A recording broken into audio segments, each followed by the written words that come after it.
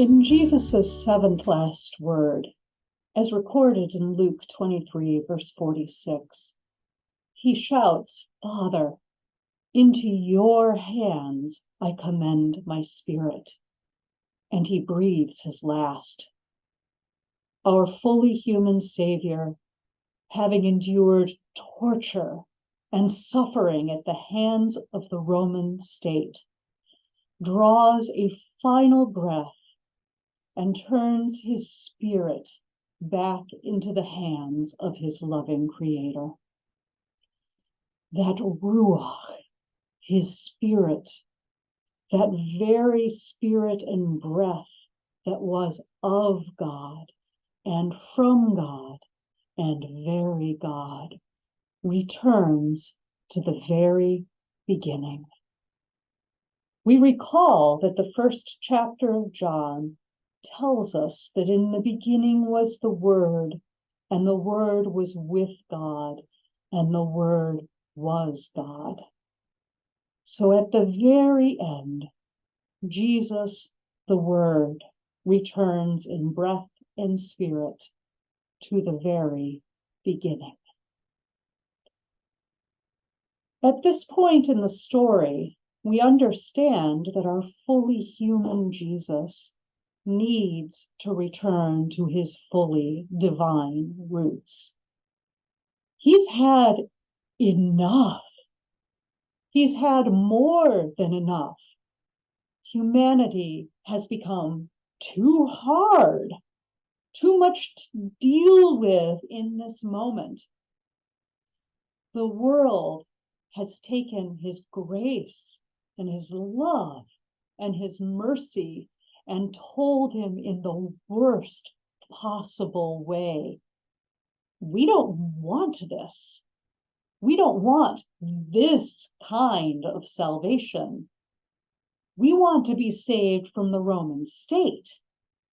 We don't want to be saved from this very worst part of human nature.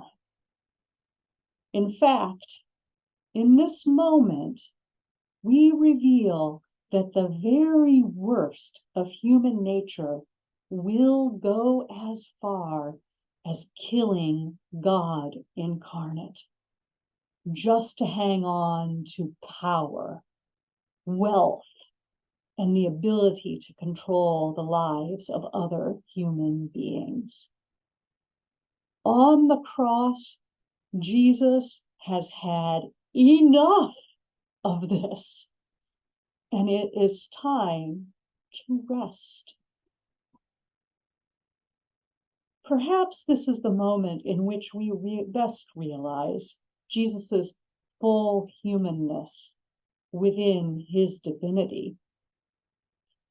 Haven't we all experienced these kinds of moments? Moments in which the world just seems too cruel, too confusing, too awful. Moments in which we see others abused or perhaps experience abuse ourselves on the spiritual, intellectual, or physical levels. Sometimes the worst of human nature just feels like too much, even for the most divine of us. And in those moments, we need rest. We need to feel our spirits resting in our Creator and not just at the end of our lives. It's fully human to experience that sense of, this is too much. I need God. And so we entrust our spirits, our very breath, to God from whom the original Ruach blows.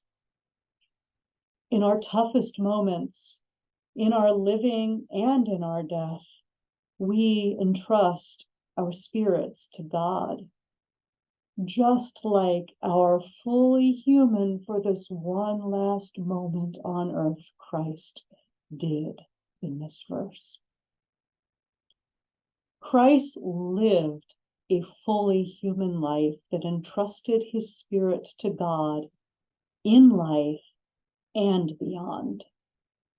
We know that God was with Christ at the wedding in Cana, in the wilderness while he was tempted by the adversary, in his ministry throughout Judea, which we know met with mixed reception, and in the very cruel events of Holy Week. When this world seems unbearably hard in our lives, we, like Christ, can find our solace and rest in God, entrusting our spirits to God in life, seeking the connection of breath and spirit that is God's Ruach, so that we, like Christ, can be assured that our spirits too will be commended to God when we need our final rest.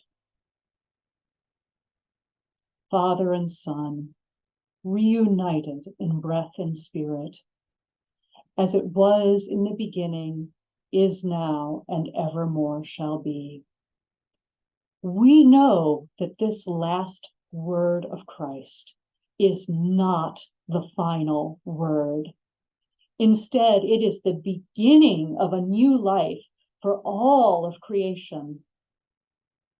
But for this moment, Christ rests, safe from the worst of our human behaviors and deeds. Thanks be to God for this moment of holy rest.